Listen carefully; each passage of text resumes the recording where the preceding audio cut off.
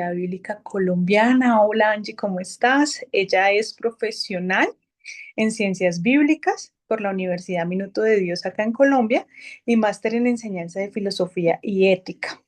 Cuenta con una amplia experiencia en el codiseño de programas educativos. Ella está acompañándonos en toda la gestión de proyectos sociales en todo el territorio colombiano y participó activamente como biblista en la traducción de la Biblia a las lenguas indígenas Nasayugua y Guayunaiki, que son lenguas indígenas que tenemos aquí en nuestro país. Y para mí es un gusto poder presentarte, Angie. Dios te bendiga. Gracias por acompañarnos en esta noche. Y te dejo este público hermoso que yo veo que están muy atentos en la noche de hoy. Hola Lina, muchas gracias. Gracias a todos, un saludo muy especial. Ya me han visto por ahí presentando en los webinars, pero hoy me tocó estar al otro lado. Entonces, pues bueno, estoy muy contenta de poder estar aquí, de poder compartir con ustedes este espacio que hoy vamos a estar hablando de un tema al que titulé Más allá del mito, el Jesús que la historia no pudo ocultar. Entonces, para iniciar, quiero que pensemos un poco en cómo nosotros conocimos del Señor. Estoy segura que la mayoría de los que estamos aquí tenemos una historia similar, crecimos con el nombre de Jesús en nuestros labios, hemos cantado sobre Él, hemos enseñado sobre Él, ¿cierto? Conocemos íntimamente a ese Cristo de la fe, a ese Dios que se despojó de su gloria para salvarnos. Y he escuchado a muchas personas, y sé que también nosotros lo hacemos, afirmar con absoluta convicción que Jesús fue 100% Dios, pero también 100% humano, ¿cierto? Y aunque la iglesia siempre ha defendido esa humanidad, durante casi 1800 años nos acostumbramos a leerla casi exclusivamente con los lentes de la teología. Nos maravilló tanto su divinidad que sin darnos cuenta fuimos perdiendo de vista ese ser humano, cómo fue la vida de ese ser humano. Eh, no es que a los investigadores o a los pensadores del pasado no les importara este tema, sino que durante 17 siglos simplemente no existió esa necesidad cultural, ni tampoco las herramientas de la ciencia moderna para poder separar la historia de la teología y hacerse esa pregunta por el Jesús histórico que hoy es tan nombrada y tan importante. Pero antes de continuar, quisiera que pensáramos un momento, ¿qué es eso del Jesús histórico? No sé si algún momento, alguno de ustedes ya lo habían escuchado o es la primera vez que lo escuchan. Cuéntenme en el chat. Voy a estar haciéndoles preguntitas porque me gusta saber que están ahí acompañándome, que no estoy solito. Mientras ustedes me cuentan, yo voy a compartir aquí la pantalla. A ver, listo, ahí ya se ve, ¿cierto? Presentación.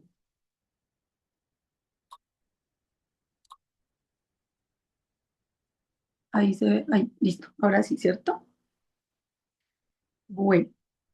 Entonces, hablando un poco, para poder profundizar en el Jesús histórico necesitamos hacer una diferenciación que ya han hecho los estudiosos para poder comprender mejor de esto que vamos a hablar. Vamos a ir despacio, voy a tocar una temática que es un poco compleja, pero voy a tratar de hacerlo lo más sencillo posible para que todos podamos entenderlo. Entonces, por un lado, tenemos al Cristo de la fe, que es el Jesús que conocemos en la iglesia, ¿cierto? El Dios que se hizo hombre, el Hijo de Dios, el que hace los milagros, el que resucitó, el Salvador del mundo. Esa visión pues se basa en lo que nosotros creemos, ¿cierto? Que nos han enseñado los evangelios y lo que nosotros creemos. Y por otro lado tenemos al Jesús histórico, que es el hombre, el ser humano, este que puede ser investigado por la ciencia de la historia. Entonces, los historiadores dejan a un lado esos milagros que la ciencia no puede probar, que la ciencia no puede probar lo sobrenatural, y se empiezan a preguntar qué podemos saber de él usando solamente métodos científicos. Y ahí es donde podemos empezar a conocer un poco acerca del Jesús. Entonces, mándenme un dedito arriba si está siendo claro, si quedó clara esta distinción. Ahí por ahí vi una manito arriba, solo una. Ah, bueno, otra, ya, listo. Quedó claro. Me encanta que interactúen, por favor. Háganlo todo el tiempo. Listo, entonces, hay tres muros que se construyeron antes del siglo XVIII que fue cuando se empieza a hablar ya fuertemente del Jesús histórico, alrededor de la figura de Jesús, pues que hicieron que no fuera necesaria esta investigación, por decirlo de alguna manera. Entonces, primero fue por el, digámoslo así, el muro del dictado divino, y es que se leían los evangelios como una narración plana que había bajado directamente del cielo, sin tener en cuenta pues que fueron escritos por hombres, por personas reales, con vidas reales, en contextos reales y de crisis. La segunda razón es el muro de la armonización. ¿Eso qué es? Si se encontraba una contradicción entre un evangelio y el otro, pues no se buscaba la historia, sino que se buscaba cómo armonizamos los evangelios. No se aceptaba que un autor resaltara algo distinto al otro, sino que lo que hicieron fue trabajar para fusionar esos cuatro relatos en una sola historia sin ninguna fisura, y sin relieve también, por supuesto. Y el tercer muro que encontramos es el muro del dogma. Después del concilio de Calcedonia, por allá en el año 451, aprobaron ya, o digamos que se habló de la divinidad de Jesús, y esto absorbió por completo la humanidad.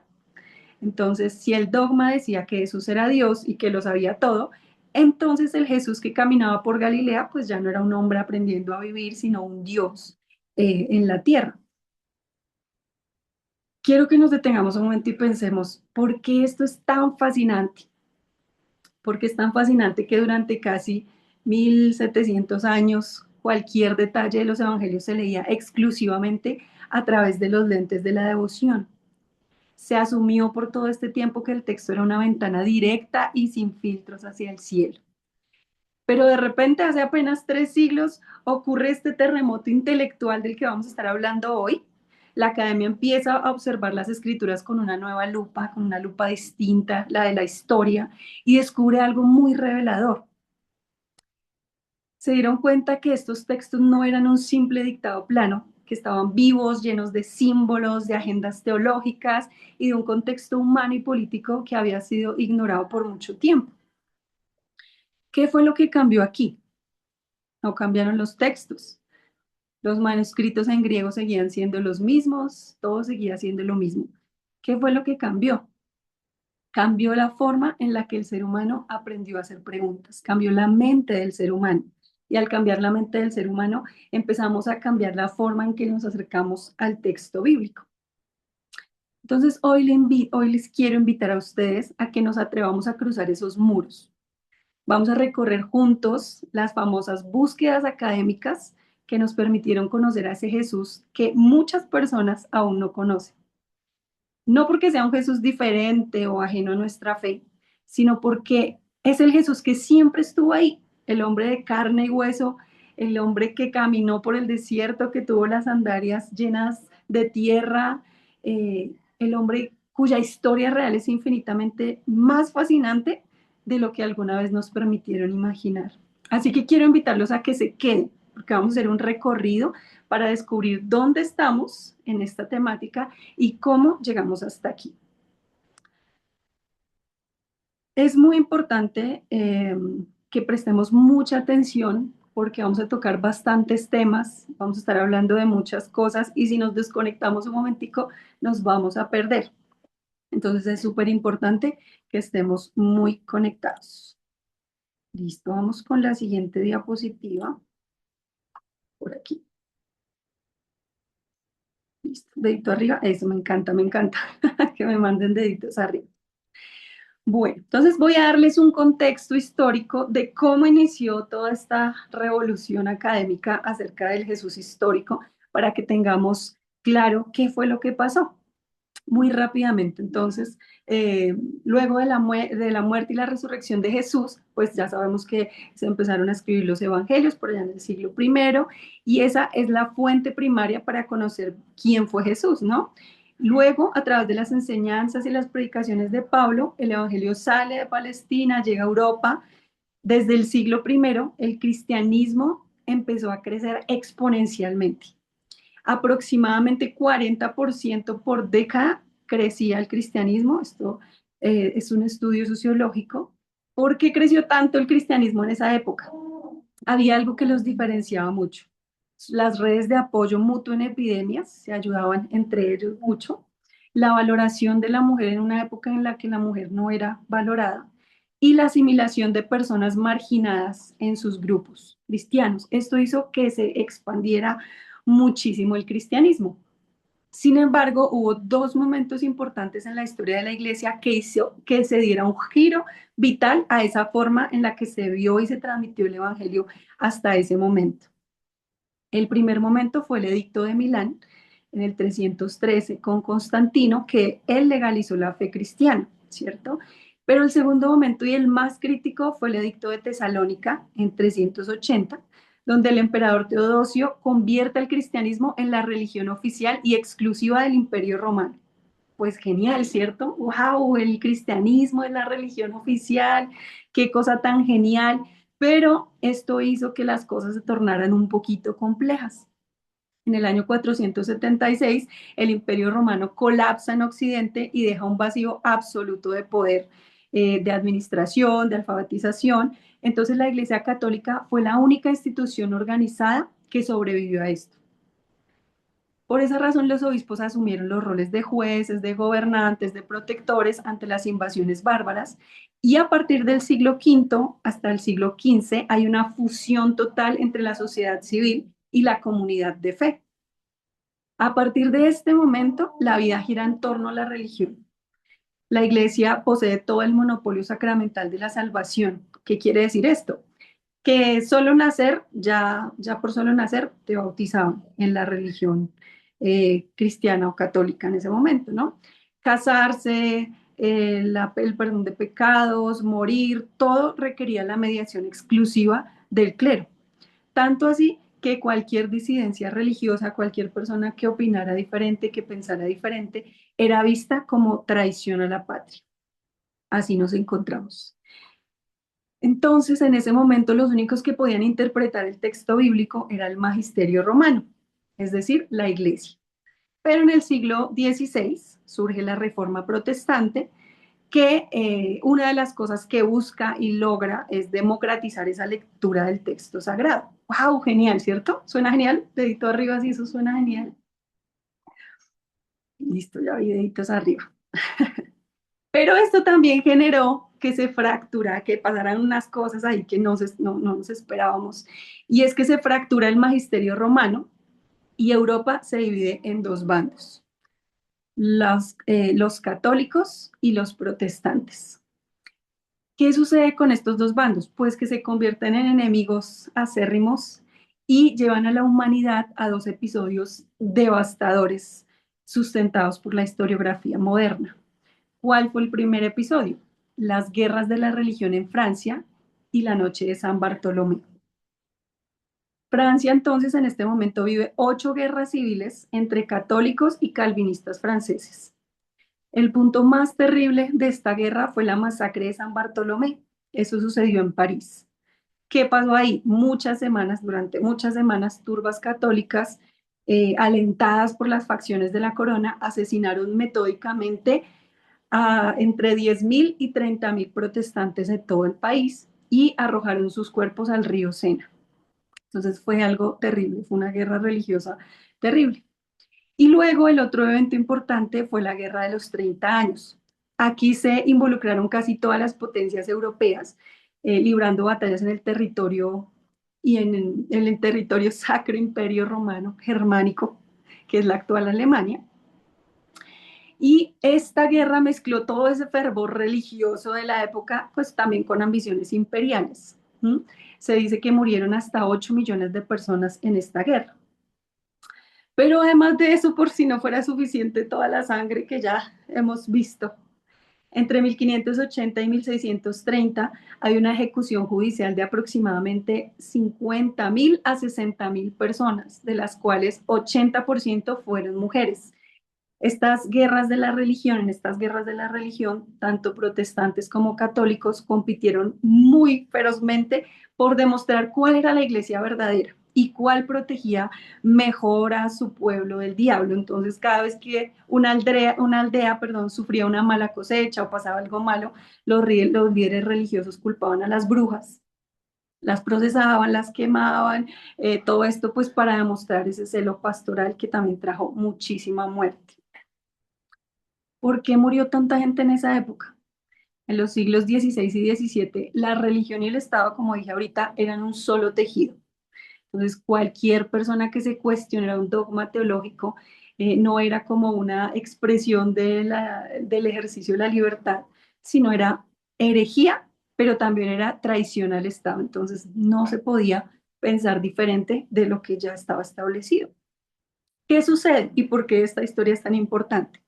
Todo este baño de sangre pues provoca un asco profundo en los intelectuales de la época, como Baruch Spinoza o John Locke, y ellos empiezan a concluir que si la revelación divina que enseña la iglesia solo produce guerras y muerte, entonces la humanidad necesita un terreno neutral para convivir en paz.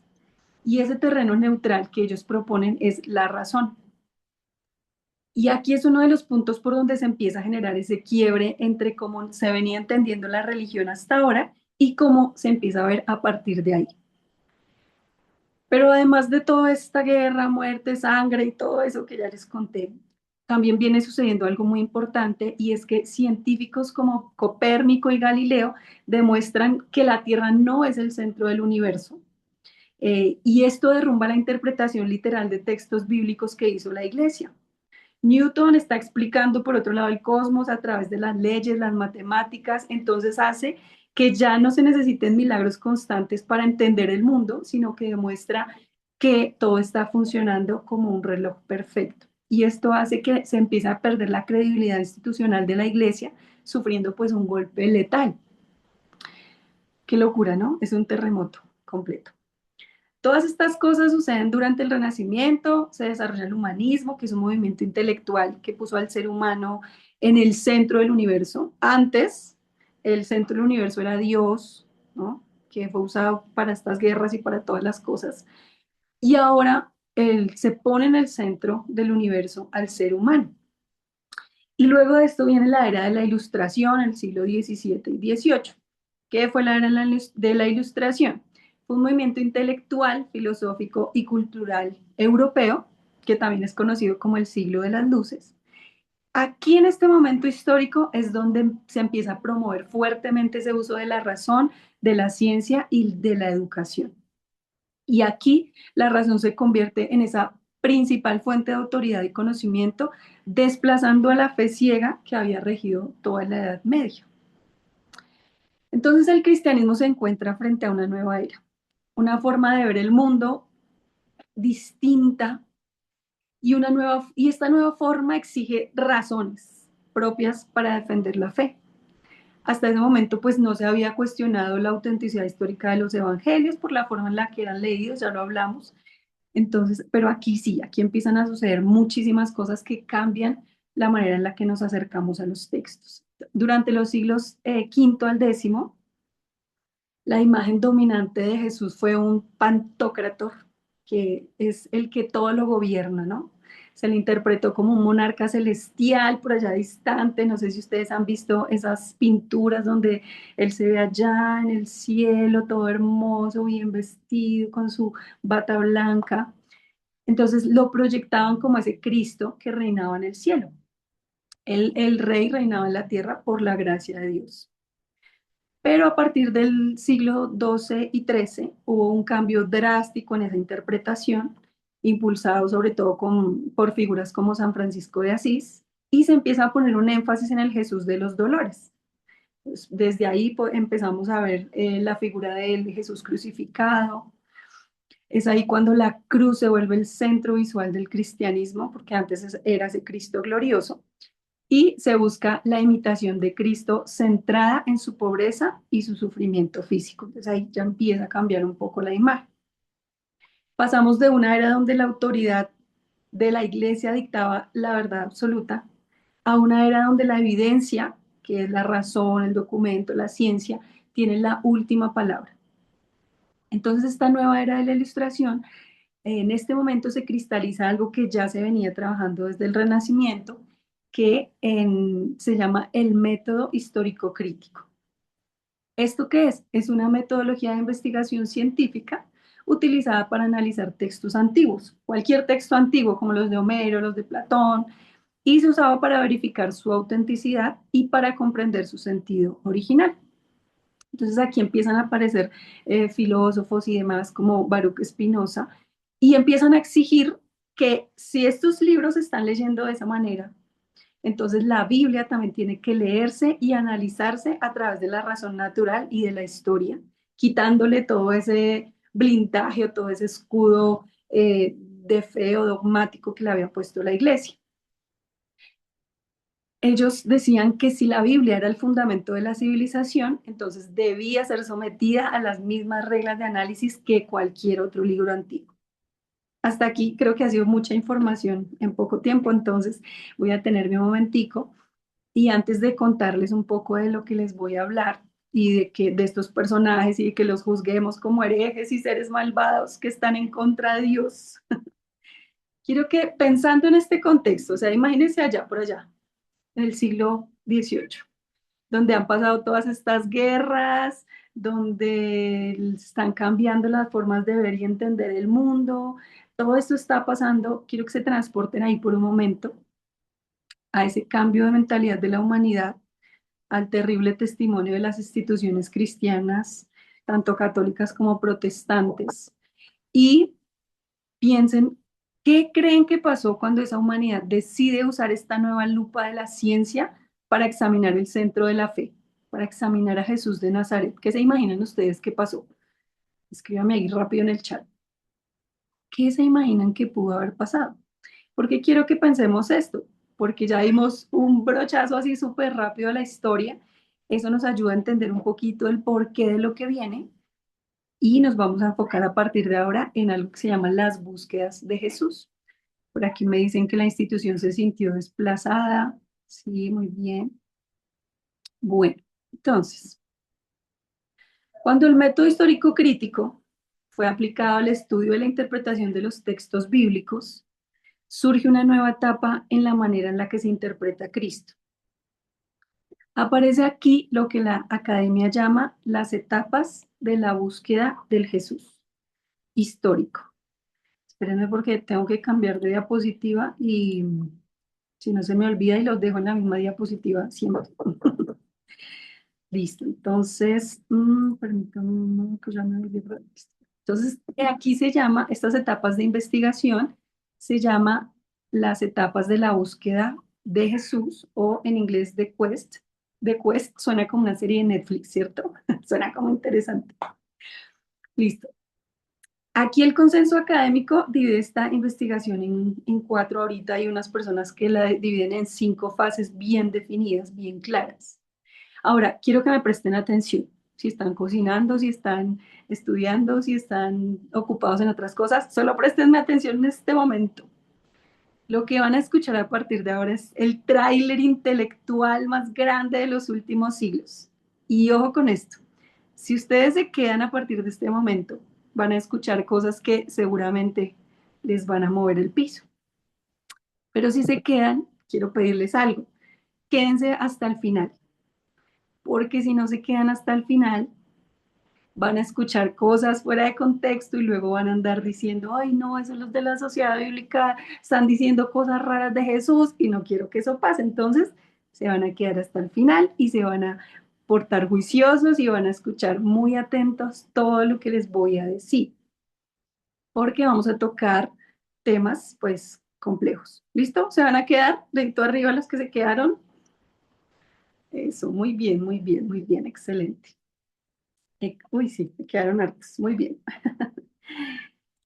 Bueno, vamos a empezar entonces con la primera etapa, con la primera búsqueda. Cuando la academia entonces despierta ante esta realidad de todo lo que está sucediendo, eh, inicia esta etapa de las búsquedas. No vamos a pensar como en unos hombres aburridos encerrados en una biblioteca ya estudiando, sino esto es como una expedición. Esto es como una especie de expedición en la que vamos a ir descubriendo cosas, como cuando un arqueólogo empieza a remover con cuidado capas de tierra, todo eso, ¿cierto? Algo así es lo que vamos a hacer. ¿Cuál era el objetivo? ¿Cuál es el objetivo de estas búsquedas? Encontrar en el fondo al verdadero Jesús como hombre. como ese hombre que vivió, que estuvo en Galilea, que predicó y que hizo todo lo que hizo. A este, eh, vamos a hacer entonces este recorrido para entender cómo llegamos al Jesús, cómo llegamos a conocer al Jesús que predicamos hoy.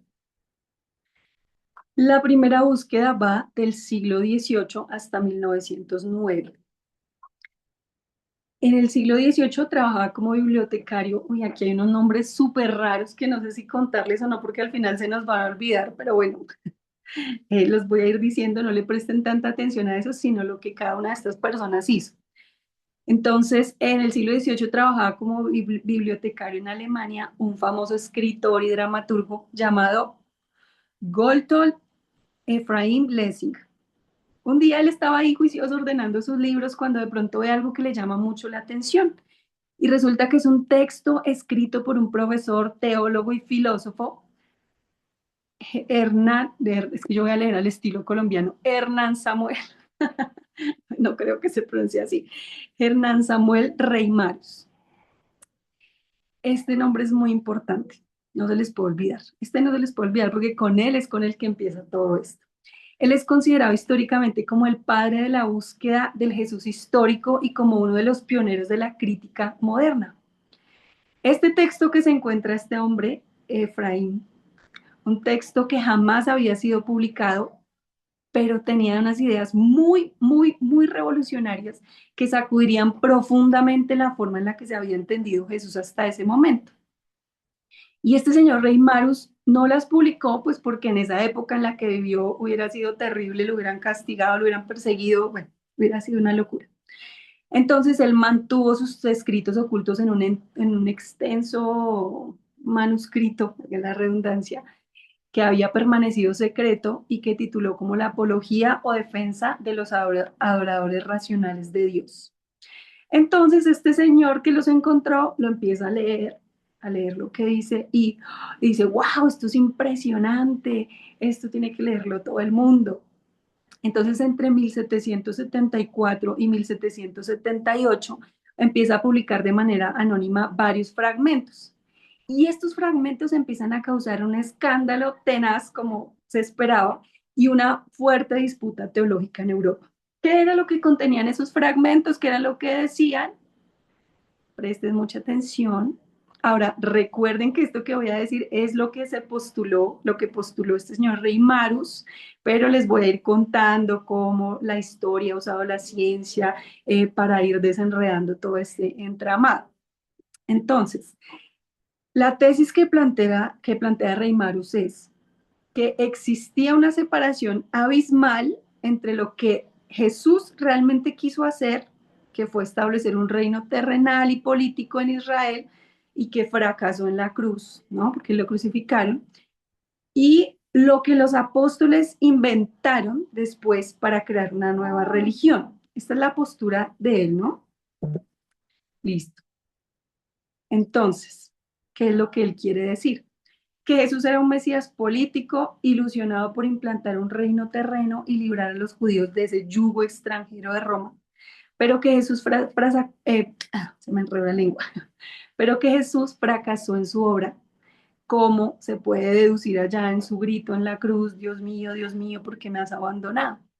Rey Marus dice que ante ese fracaso de Jesús, pues los discípulos no quieren volver a sus primitivas ocupaciones, entonces se roban el cadáver de Jesús e inventan el mensaje de su resurrección y su futura venida. Eso es lo que decía Rey Marus, ¿no? Él dice que la predicación de los discípulos está sellada por un auténtico fraude y que fueron ellos los que crearon la figura de Jesús que tenemos en los evangelios. Si esto les sorprende, manden carita sorprendida. Pues claro, esto revolcó todo porque todo el mundo, ¿qué? ¿Qué está diciendo este hombre, por Dios? Listo.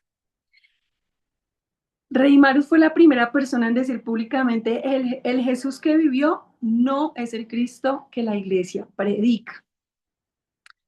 Ahora, terrible ese Rey Marus, qué mala persona. No, recordemos el contexto en el que estamos, ¿no? Todo lo que venía pasando con la iglesia, todo lo que estaba sucediendo alrededor. Entonces, lo que estaban tratando de hacer estos investigadores es rescatar a Jesús de esa iglesia que estaba haciendo esas cosas tan terribles. Entonces, por eso se empiezan a generar todas estas teorías, ¿no?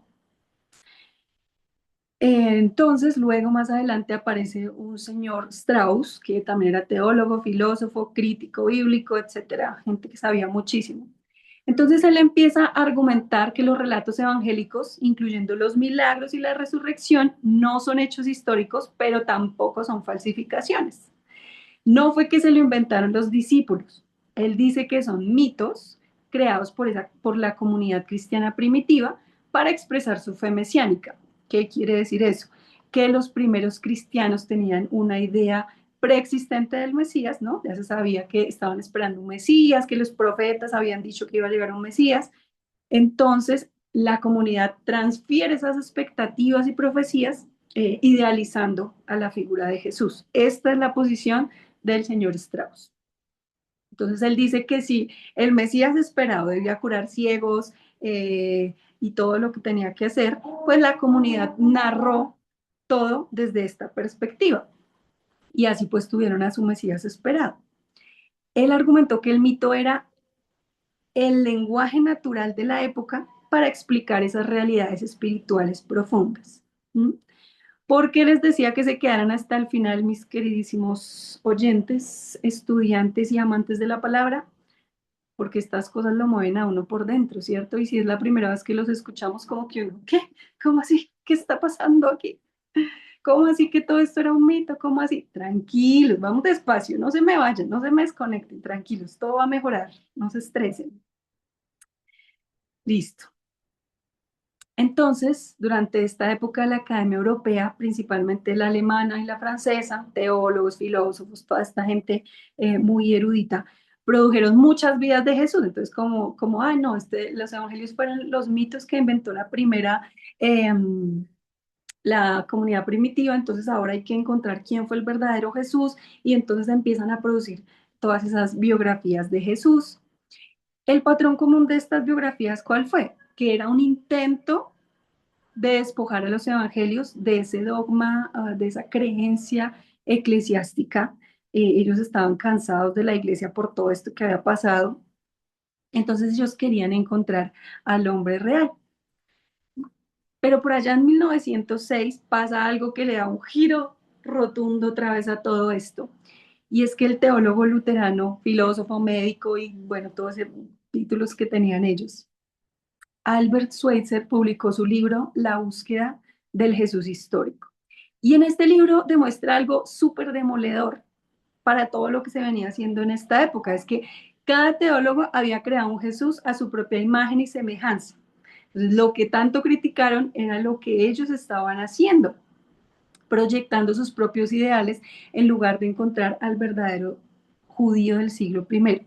Entonces, ¡boom!, todo el mundo quedó callado, porque les explotó en la cara lo que estaban haciendo, ¿no? Que no se habían dado cuenta. ¿Qué hizo la iglesia mientras todo esto pasaba? Pues entró en pánico. La iglesia protestante se atrincheró, rechazó cualquier acercamiento histórico crítico de la Biblia. El Vaticano reacciona de la misma manera. El Papa Pío IX emite una encíclica, que es el documento formal de la Iglesia Católica, donde condena el modernismo y obliga a los sacerdotes a jurar contra esos métodos histórico-críticos. Pues fue la primera vez que hacían como estas cosas tan... Entonces, pum, se cerraron todos. Esta reacción no fue mala, pues porque simplemente buscaban proteger su tradición y su autoridad, pero desconecta a gran parte de la iglesia del diálogo intelectual, generando un antiintelectualismo que padecemos hoy. El hecho de que la iglesia se haya retraído hizo que no quisiera meterse en estos temas académicos y vamos a ir viendo por qué es tan importante. Listo, entonces hasta aquí llega el periodo de la no búsqueda. Bueno, quiero contarles aquí mientras trato de cambiar la diapositiva, que hace poquito estaba hablando con alguien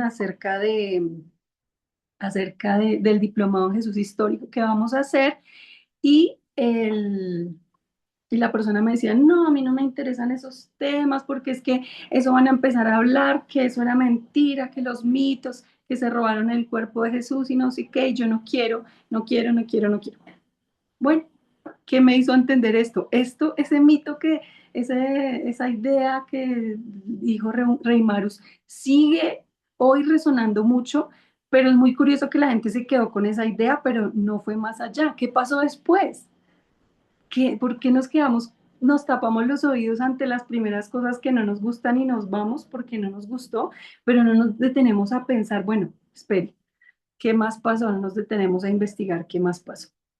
Bueno, luego de todo este revolcón con Rey Marus, viene el periodo de la no búsqueda, 1920 a 1950, y aquí aparece uno de los teólogos luteranos y exégetas bíblicos más influyentes y revolucionarios del siglo XX, que fue Rudolf Bultmann. Entonces él también trabaja en hacer esta distinción radical entre el Jesús histórico y el Cristo de la fe que venimos hablando. Sin embargo, pues él toma una posición muy diferente. Lo que él dice es que no es posible tratar de escribir una biografía psicológica, una biografía literal basándose en los evangelios, porque estos fueron escritos con el objetivo de enseñar la fe cristiana. Ese era el objetivo. Respecto a las teorías que postulaban que Jesús era un mero mito o una invención literaria sin base real, pues Bullman traza un límite muy claro, ¿no? Hay algo que la ciencia histórica no puede negar. Hubo un hombre real en el origen de todo esto, de toda esta creencia. Y Bullman sostiene que si intentamos explicar el surgimiento del cristianismo como una simple invención literaria de los discípulos, pues la teoría se cae. ¿Por qué? Porque el movimiento cristiano tiene una fuerza y una dirección que solo se explican si hubo una persona real que desencadenó todo ese proceso. En pocas palabras, Jesús existió, fue una persona real, pero los evangelios no son un documento histórico de su vida. Reconoce que Jesús fue un profeta judío del siglo primero, pero aclara que la teología cristiana no nace de él como una persona, sino que nace a partir de la predicación de los apóstoles. Entonces Bullman afirma que los hechos históricos de Jesús fueron envueltos como en una especie de ropaje cultural del siglo primero, es decir, que los discípulos, las comunidades del primer siglo, interpretaron esas acciones desde una perspectiva mitológica antigua, ángeles, demonios y todas esas cosas que no se podían comprobar científicamente. Entonces propone un programa de desmitologización. Otra vez el tema de los mitos aquí, ¿no? Entonces él dice que para acceder al mensaje real de Jesús hay que quitarle todo ese ropaje mítico con el que lo cubre la comunidad, las primeras comunidades, y descubrir en realidad cuál es la pregunta existencial del texto. Porque para él a los evangelios no les interesa que sepamos quién fue Jesús como persona, ni reconstruir su biografía, sino que quieren transmitirnos la buena noticia de Dios que actuó en Jesús para la salvación del mundo y que las personas acepten ese hecho de que Dios habla a través de ese mensaje. Entonces aquí, para él, dice, no nos interesa quién fuese Jesús del primer siglo como persona, históricamente hablando, no vamos a seguir buscando, más bien vamos a enfocarnos en el mensaje que el Evangelio tiene para nuestras vidas hoy, que eso es lo importante. Él dice que la fe no se basa en pruebas históricas, sino en la decisión existencial que tomamos hoy cuando escuchamos predicar a Cristo. Esa es la tesis de Bullman. Entonces, uno pensaría, pues, lo que importa no fue lo que pasó, sino lo que yo hago con el mensaje, ¿cierto? Eso es lo que importa y suena bien y está bien, bueno, sí. Y por esto la investigación entra en un periodo de pausa, se detiene un poco. Y ahí pasa un tiempito. Luego llegamos a la segunda búsqueda. Aquí aparece un alumno de Bullman, también tiene un nombre súper raro, el apellido es Caseman. Y este señor lo que dice es que si no podemos saber nada del Jesús real, entonces el cristianismo se vuelve una ideología o un mito abstracto. Es decir, Bullman dice que lo que hay que hacer es desmitologizar, quitar todo ese ropaje, quitar los mitos y buscar el mensaje real del texto. Pero Caseman dice, no, espere un momentico. Si usted desconecta el Jesús histórico del mensaje de los evangelios, ya no va a tocar solo quitar los mitos, sino que el cristianismo en sí mismo se va a convertir en un mito abstracto. Entonces, para que el mensaje cristiano sea válido, debe haber una continuidad entre el hombre que caminó por Galilea y el Señor que la iglesia predica. Si la fe no tiene raíces en la historia, se vuelve vulnerable. ¿Por qué?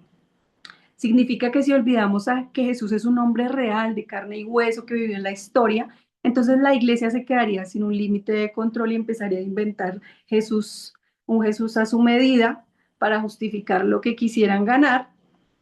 Eh, Van a hacer inventar muchos cristos falsos, etcétera. Y eso pues no puede suceder, ¿cierto? Respecto a eso que Bullman dice de que los evangelios solo eran testimonios de fe, entonces Caseman da el siguiente argumento. Ojo, póngale cuidado a esto. Los mismos evangelistas, al poner por escrito la vida de Jesús, han mostrado un interés histórico. ¿Para qué van a escribir una biografía si solamente les importaba el mensaje? Entonces, la existencia de los evangelios prueba que para la comunidad primitiva sí importaba recordar quién fue Jesús y qué hizo. Además, pues defiende que el querigma, la proclamación, el mensaje de Jesús no es una idea flotante por ahí, sino que es la proclamación de este hombre específico que es Jesús y que ese hombre es el mismo evento de Dios. Es en este ser humano en que Dios se manifiesta, ¿no? Así que para la fe cristiana es vital, obligatorio, inevitable mantener una continuidad entre el Jesús terreno y la humanidad concreta. Desde la academia se ha llegado al consenso de que los evangelios no son crónicas históricas, modernas, ni biografías literales como las conocemos hoy, y eso lo sabe Caseman, que los evangelios son escritos en los que se interpreta la vida y los hechos de Jesús, y en eso tiene razón Bullman. Sin embargo, Caseman argumenta científicamente que aunque los evangelios son documentos de fe, contienen materiales incrustados auténticos del Jesús histórico. Y para eso desarrolla una metodología que la tenía aquí medio explicada, pero me acabo de dar cuenta del tiempo que se nos pasó súper rápido. Entonces voy a contarles así rápido por encimita de qué se trató esta metodología que vamos a profundizar muy bien y muy detalladamente en nuestro diplomado del Jesús histórico que iniciamos mañana. Listo, entonces él trabaja algo que se llama el criterio de discontinuidad y aquí él dice, vamos a tomar los evangelios, vamos a mirarlos con lupa y vamos a revisar dos cosas. Lo que no suene al judaísmo de la época, entonces todo eso que suene como que va en contra de las costumbres religiosas o las leyes de ese tiempo, es muy probable que sea real de Jesús.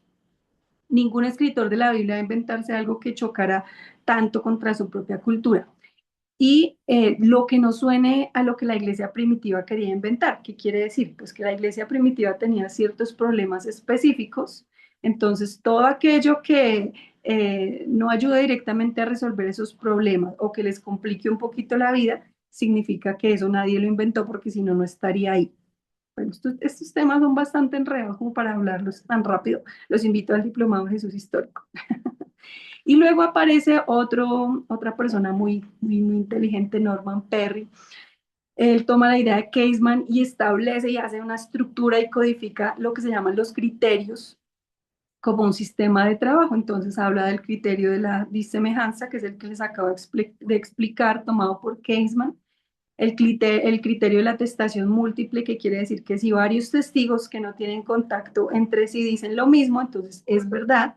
Y el criterio de coherencia o consistencia, que es que si ya se demostró cómo era Jesús en el fondo, cualquier dicho que combine con eso, que esté de acuerdo con eso, pues va a ser auténtico. Bueno, después hablaremos un poco más de eso. Luego viene Joachim Jeremías y él habla también desde la parte lingüística y dice, esperen, el Evangelio se escribió en griego, pero Jesús hablaba arameo. Entonces él empieza a demostrar a través del idioma que se usan palabras arameas como Abba, ¿cierto? Y que eso es una huella digital directa de Jesús, ¿sí? Entonces, como que la tesis es no, no es todo inventado, no es todo mito, aquí realmente podemos encontrar a Jesús de esta manera. Entonces, estas posturas de Bullman empiezan a obligar a los teólogos a pensar y a diseñar una investigación más rigurosa, más científica, y ese rigor es lo que nos lleva a la tercera búsqueda. A veces nosotros le tenemos como pánico a esta historia crítica, el coco, las ciencias bíblicas es el coco, bueno, el coco aquí en Colombia es como un fantasma, como algo que asusta, ¿cierto? Ese miedo a acercarnos a la Biblia de otras perspectivas porque creemos que eso va a desbaratar nuestra fe y nos asusta. Pero una fe que no soporta preguntas es una fe muy frágil. Quiero hacerles una pregunta y quiero que sean sinceros. ¿Lo que les estoy diciendo no les gusta? ¿Les hace como decir, qué es esto? Por Dios, ¿qué es lo que está diciendo Angie en este momento? ¿Los hace pensar un poquito? ¿No están de acuerdo con estos métodos o con estas conclusiones de las que les he hablado hasta el momento? Pues eso es excelente, excelente, excelente si no están de acuerdo, porque justamente ese es el objetivo. Y el objetivo es que ustedes no se queden con con la incomodidad, ¿no? Con esa incomodidad que causa pensar la fe desde otro lado, sino que vayan, investiguen, lean los textos, que vayan y profundicen en la historia, que propongan sus ideas argumentadas, ¿no? Desde una investigación rigurosa, no desde la desinformación, no desde el miedo, que no se tapen los oídos y digan, no, no, no, no, no, esto no lo quiero escuchar, sino que amemos a Dios con toda nuestra mente, que no le huyamos a la verdad y más bien que nos sumerjamos en poder conocer un poco más, en investigar un poco más. Y bueno, ya casi terminamos. Vamos por la tercera búsqueda. La tercera búsqueda. Listo. Entonces aquí se vuelve más interesante el tema porque ya no solamente tenemos teólogos, eh, protestantes europeos que fueron los que empezaron con todo este movimiento, sino que ya tenemos un esfuerzo global interconfesional. ¿Se acuerdan que ahorita les dije por allá que el Papa le había dicho a los exégetas católicos que nada que ver con los métodos histórico-críticos? Bueno, pues aquí en este momento el Papa Pío XII en 1943 lanza la encíclica Divino Aflante Espíritu y con ella autoriza oficialmente a todos los investigadores de la Iglesia Católica a utilizar el método histórico crítico. O sea, les dice, bueno, me hacen el favor y se ponen a investigar esto porque está siendo muy importante. Entonces aquí en esta tercera búsqueda ya tenemos católicos, judíos, protestantes, pero además se hace un estudio multidisciplinar, ¿no? Porque antes se estaba investigando exclusivamente, digamos, haciendo un análisis literario y lingüístico a partir del texto bíblico, pero a partir de los años 70 y 80 la academia se empieza a dar cuenta que estos textos no nacieron del vacío, ¿cierto? Hay algo detrás. Así que para entender a Jesús y los evangelios, necesitamos entender la economía, la cultura, los roles sociales, cómo las personas percibían el mundo del primer siglo. Por eso, la exégesis se empieza a liar con otras ciencias y se amplía ese enfoque de investigación y eso nos lleva a entender muchísimas cosas que son muy interesantes. Entonces, dentro de los principales enfoques que encontramos está esto que les acabo de decir, la interdisciplinariedad. Y en esta etapa, entonces, nos salimos del texto como tal y nos empezamos a entrar en el contexto histórico, social, religioso, cultural, etcétera. Aquí el enfoque es descubrir y comprender cómo fue el mundo en el que vivió Jesús. El paradigma sobre el cual se trabaja es un Jesús desconectado de su entorno, pues es un absurdo histórico porque Jesús fue humano en una época específica, en un lugar específico, con un idioma específico. Entonces vienen otros investigadores como Theisen que introducen la sociología, la antropología cultural, la arqueología para lograr toda esta comprensión. Desde la arqueología se empiezan a realizar excavaciones en Galilea, en ciudades, por ejemplo, como Séforis y Tiberíades, que son cercanas a Nazaret, no están en la Biblia, pero eran centros del poder romano. Y eso empieza a demostrar que Jesús no vivía por allá en un pueblito aislado, lejos de todo, sino que era una región rural agraria que estaba bajo una inmensa presión económica, que la gente tenía que pagar impuestos, que eso también lo vemos reflejados en los evangelios, y hay como toda una tensión porque se está urbanizando muy rápido todo, bueno, están pasando muchas cosas. La sociología y la antropología nos empiezan a enseñar, bueno, empiezan a usar modelos sociológicos para entender cómo era que funcionaban todas estas sociedades del Mediterráneo en la antigüedad y eso nos empieza a permitir descubrimientos, por ejemplo, como el sistema de honor y vergüenza, donde se descubre que el valor supremo en la sociedad de Jesús no era el dinero ni el éxito individual, sino el honor, el reconocimiento público. Esto ilumina por qué las críticas de Jesús a los fariseos en las plazas o en los banquetes eran tan radicales. Jesús estaba atacando directamente el sistema de estatus social de su época y proponiendo un honor alternativo basado en la humildad y en el servicio. Entonces, si ven, cada vez que se hace un descubrimiento arqueológico, sociológico, lo que hace es ayudarnos a entender lo que está en los evangelios, a decirnos, ah, claro, mira, esto lo dijo por esto, por esto. También descubren la dinámica del patronazgo, en donde eh, se revela pues que la sociedad funcionaba mediante redes de favores. Entonces los patrones, que eran los ricos, protegían a los pobres, pero a cambio de su lealtad. Y en ese contexto, el anuncio del reino de Dios se entiende como una propuesta política y social donde el único patrón, entre comillas, es Dios, eliminando las dependencias humillantes entre los hombres. Encontramos también como la pureza social como frontera, perdón, la pureza como frontera social. Esto lo entendemos a través de la antropología, entonces empezamos a entender que las leyes de pureza no eran solo normas porque sí, sino que eran formas de marcar quién estaba dentro, quién estaba fuera del pueblo de Dios, y se empieza a tener todo este descubrimiento de por qué era tan importante cuando Jesús tocaba a un leproso, por qué era tan importante cuando se sentaba a comer con impuros. No era, cada detalle era importante y lo respalda entonces toda esta investigación. Y se empieza a encontrar también la resistencia campesina y todo el vandalismo. Entonces se analiza Galilea como una región bajo una presión colonial muy fuerte.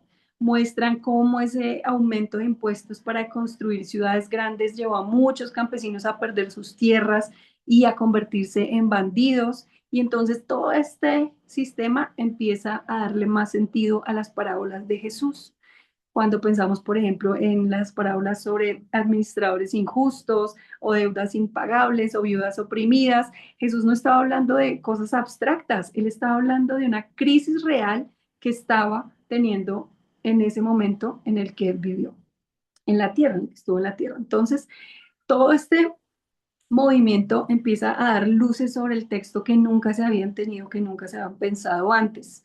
También se empiezan a usar fuentes extracanónicas. ¿Qué es eso? Entonces ya no nos quedamos solo con los evangelios, sino que vamos a una investigación más allá de los textos bíblicos, como por ejemplo el famoso Evangelio de Tomás, y empezamos a ver otros tipos de texto que nos dan luces también de la época, fuentes históricas no cristianas como Flavio Josefo, Tácito, Plinio, y fuentes judías contemporáneas. Entonces, ya empezamos a tener información de muchísimas cosas.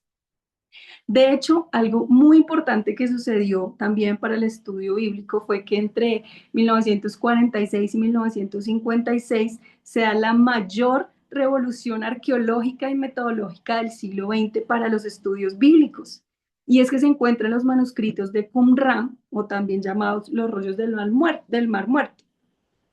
Se encontraron cerca de 900 documentos antiguos donde había fragmentos de textos bíblicos, textos apócrifos, esos son esos que no están en la Biblia, pero eran importantes en la época, y documentos de la comunidad esenia, que era un grupo religioso que vivía pues ahí en el desierto de Qumran y que fueron los que guardaron todos estos documentos.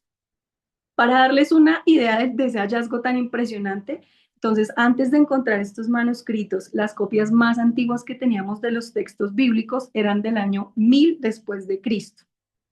Pero en los manuscritos de Qumran tenemos copias desde el año 200 antes de Cristo, o sea, fue un avance impresionante porque ya empiezan a estudiar los textos, a revisar si son iguales a los que tenemos hoy y se dan cuenta que el texto bíblico se ha copiado y conservado con una precisión casi milimétrica durante más de 1000 años. Y esto es un descubrimiento asombroso y nos da la posibilidad de entender mucho mejor al Jesús histórico. Entonces, teniendo en cuenta todas estas cosas, el teólogo alemán Theissen desarrolla otro criterio, otro método para estudiar.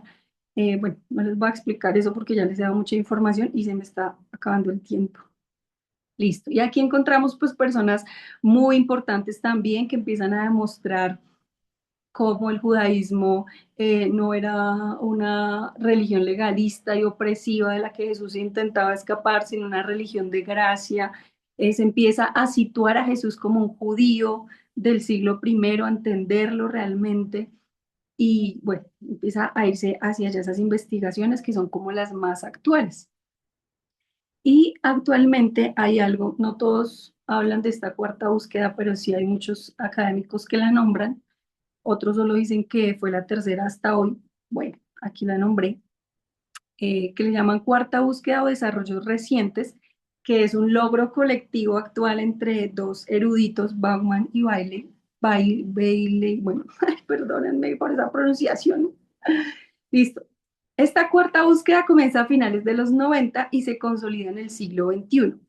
Y es una crítica, como las demás, a las búsquedas anteriores. Entonces, teólogos actuales empiezan a argumentar que si nos quedamos buscando obsesivamente las palabras exactas que dijo Jesús o las que no dijo, pues ya es un error porque estamos tratando el pasado con una mentalidad actual, que estamos tratando de entender eso que pasó desde nuestra perspectiva y en ese momento pues las cosas no eran como nosotros las vemos ahora.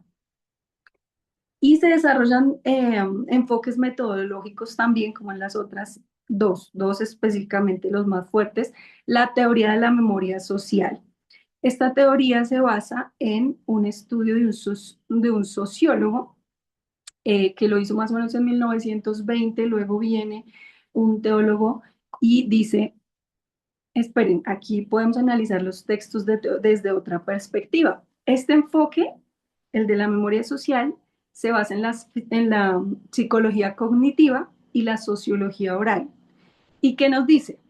Que la memoria o los recuerdos individuales no existen de forma aislada, sino que la memoria se construye y se retiene siempre dentro de un grupo o contexto social. La memoria no es aislada, sino es una construcción social. Entonces, recordemos un poquito por allá atrás, dijo Bullman, que los evangelios estaban llenos de mitos, ¿cierto? Que había puesto la comunidad, que se había inventado la comunidad, entonces que tocaba quitar todos esos mitos. Bueno, pues este enfoque propone que los evangelios son esa memoria colectiva de los cristianos del primer siglo y que el acceso al Jesús real se da a través del impacto que causó lo que hizo Jesús en la memoria de sus seguidores. Y se demostró también que las culturas orales del siglo I preservaban con muchísima fidelidad ese impacto como núcleo de las enseñanzas de Jesús, aunque los detalles secundarios varíen.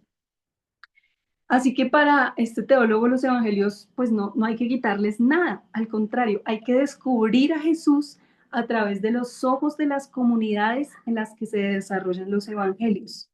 Cómo, porque esa es su memoria, los evangelios muestran el impacto que causa la vida de Jesús, cómo ellos lo vieron, lo entendieron y lo recordaron. Entonces el Jesús histórico y el Cristo de la fe no son dos cosas diferentes, sino que han estado juntos y han interactuado desde el primer momento. Aparece otro erudito, Richard Bauckham, y también hace otra obra que sacude toda la Academia de la Teología por allá en 2006, y él estudia la estadística de los nombres propios del siglo I para demostrar algo súper importante. Los evangelios no son inventos de comunidades anónimas, sino que se basan en el testimonio real de personas con nombre y apellido. Los discípulos no solo predicaron, también funcionaron como esa memoria viva y oficial que cuidó que nadie cambiara la historia original. Así que la cuarta búsqueda argumenta que herramientas como las que vimos antes, ¿no? Eh, no son tan certeras, que no tenemos que aislar o fragmentar los textos, sino que propone que hay que analizar el patrón general en esos recuerdos que son los evangelios de lo que fue Jesús, lo que está plasmado en los evangelios. Entonces, ya casi terminamos. Yo sé que me pasé de tiempo, pero ya casi terminamos, promesa. Entonces encontramos aquí unos descubrimientos muy impactantes como el Jesús recordado, que es el principal descubrimiento metodológico que nos lleva a aceptar que lo único a lo que los historiadores tienen acceso científico real es a la impresión de la actuación de Jesús en sus primeros seguidores.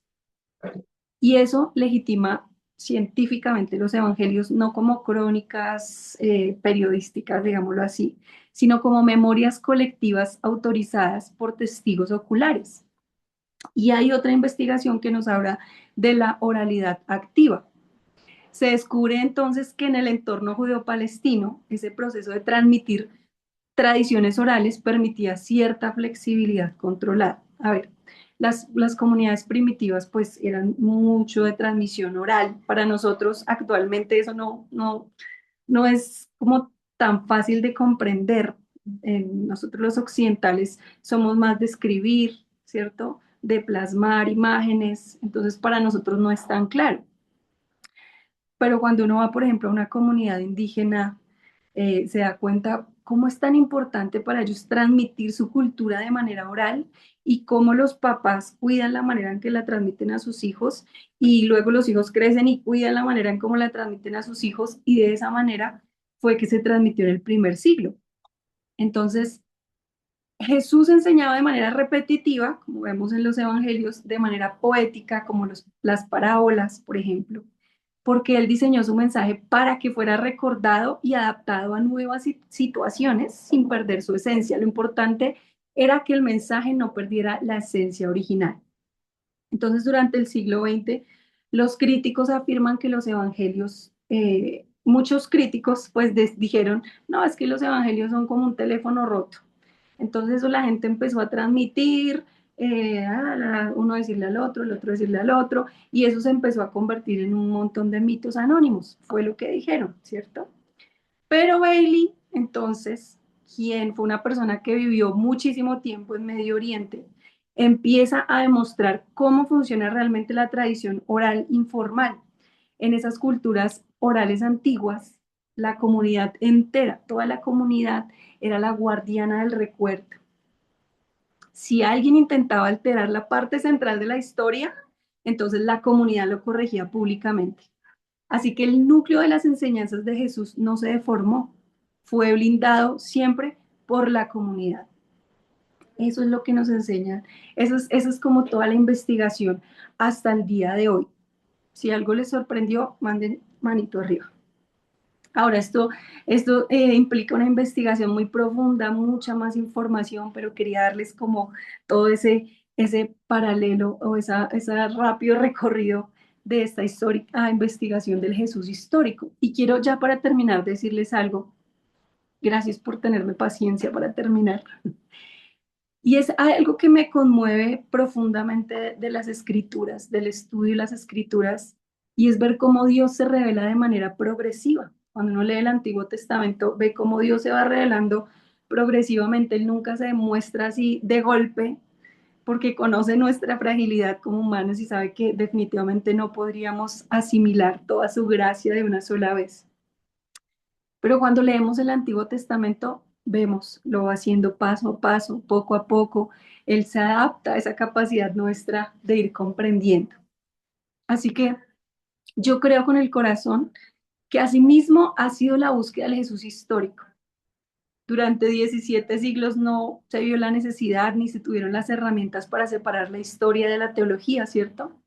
Pero luego digamos, la conclusión de la antigua búsqueda nos lleva a la siguiente, a la segunda, y la segunda nos lleva a la tercera, y la tercera hasta la cuarta, y todo esto ha sido como un proceso pedagógico hasta hoy, donde finalmente podemos tener todo este vasto conocimiento sobre el mundo real en el que vivió Jesús. Y bueno, ¿esto para qué nos sirve?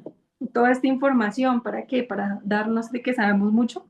Pues no, toda esta información, todas estas investigaciones nos sirven para comprender lo valioso y lo real de la humanidad de Jesús, para escuchar y leer sus enseñanzas sin filtros de nuestra cultura que nos hacen malinterpretar muchas veces los textos, para acercarnos a esa manera tan tierna en que él transmitió las parábolas. Estudiar esto, acercarnos a estos temas que a veces parecen tan académicos, tan lejanos de la gente, pero en realidad lo que hace es abrirnos nuestros ojos. Nos sirve, en definitiva, para algo muy importante. Y es para comprender que la obra de la salvación no se limitó únicamente a la muerte y a la resurrección de Jesús. La hora de la salvación se trató de cada minuto que sus pies pisaron la tierra. Se trató de cada mirada, de cada historia, de cada parábola. Se trató del impacto que Jesús causó en sus seguidores, de tal manera que hoy sigue siendo la persona más importante en la historia. Nos sirve porque cuando descubrimos a Jesús en ese contexto, nos acercamos al objetivo supremo de su venida. Y fue el conocimiento profundo del Padre, un encuentro real y sin intermediarios con el corazón de Dios. Mucha gente le tiene miedo al estudio académico porque piensa que les va a cambiar o les va a destruir su fe.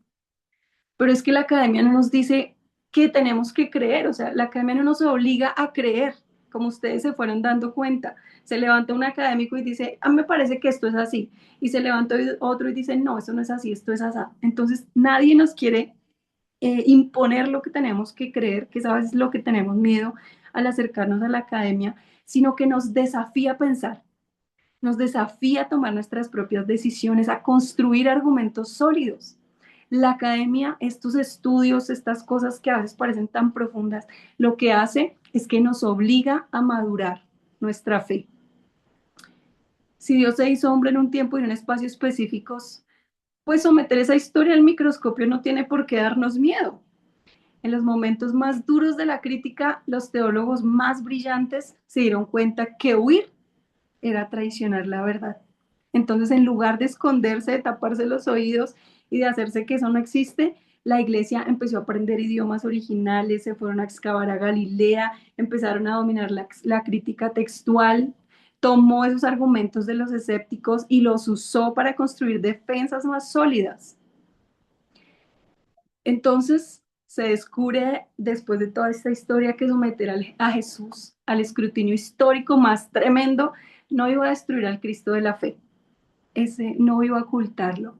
Por el contrario, iba a destruir todas esas caricaturas que existían de él. Y esos ataques que obligaron a los cristianos, esos ataques que hubo contra, que a veces parecieron directos contra la iglesia, lo que hizo fue hacer que la iglesia dejara de ser o dejara de actuar como un niño espiritual y empezar a convertirse en un pensador robusto, capaz de defender su fe. Entonces, si ignoramos la historia, terminamos adorando a un Jesús falso. Podemos terminar adorando a un Jesús falso, un mito desencarnado, hecho a nuestra propia medida. Pero más allá de todos esos mitos de los que nos han hablado, que supuestamente existen, está el Dios que se hizo hombre. Está un judío del primer siglo que andaba con tierra en las sandalias, que desafió al imperio romano, que confrontó a la religión corrupta de su tiempo y que entregó su vida para salvarnos.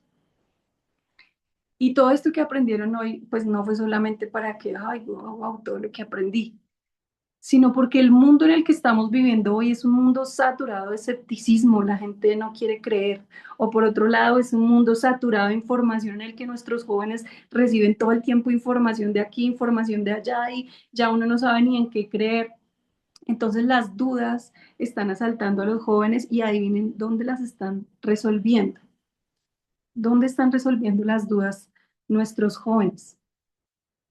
¿Y por qué les digo esto? Pues porque lo he visto, pero también tengo un hermanito de 18 años y él me envía TikToks que le aparecen donde le hablan de por qué Jesús es una mentira, por qué el cristianismo es una falsedad. Entonces él me envía todo eso, no porque lo crea, sino diciéndome, mira, mira lo que me aparece y para que yo le explique. Entonces, nosotros tenemos que dar razón de nuestra fe hoy y eso exige preparación, exige rigor, exige madurez y en eso pues justamente es lo que las sociedades bíblicas quieren acompañarlos a ustedes a través de nuestros diplomados, ¿no? Eso es lo que queremos lograr, que nuestras generaciones no se pierdan con desinformación, sino que nosotros como líderes tengamos argumentos sólidos, certeza y podamos decirle esto no es así por esto, por esto y por esto. Y retar nuestra mente y retar nuestros pensamientos e ir más allá. Entonces, ese es el reto que les quiero dejar hoy. Muchísimas gracias por escuchar, por aguantarse unos minutos más de este tiempo. Muchísimas gracias, Lina. Y ya creo que seguimos con el tema. Bueno, los invito, perdón aquí la cuña, los invito a nuestro diplomado del Jesús histórico. Mañana iniciamos, vamos a estar compartiendo las primeras clases de manera gratuita para que ustedes puedan profundizar, conocer más. Y si alguien está interesado en participar, puede comunicarse con la Sociedad Bíblica Colombiana, perdón, la Sociedad Bíblica de su país, para que tengan más información. Y ya sigue Lina con los ganadores de hoy. Gracias. Bendiciones y un abracito para todos. Gracias a ti, Angie, de verdad que los vi a todos muy activos en los comentarios y eso no es más que darnos cuenta de que hay mucha sed de la palabra del Señor, que todos queremos aprender, que todos queremos seguir indagando, aprendiendo y me alegra de verdad que hayan estado tan activos, tan atentos, los vi a todos allí muy pendientes y por eso vamos a nombrar rápidamente a nuestros ganadores del día de hoy. Yo voy a nombrar el país, el nombre de la persona que ganó, de pronto si salió, no sé, me dicen allí en los comentarios, pero la idea es que ustedes allí en su país puedan reclamar cada uno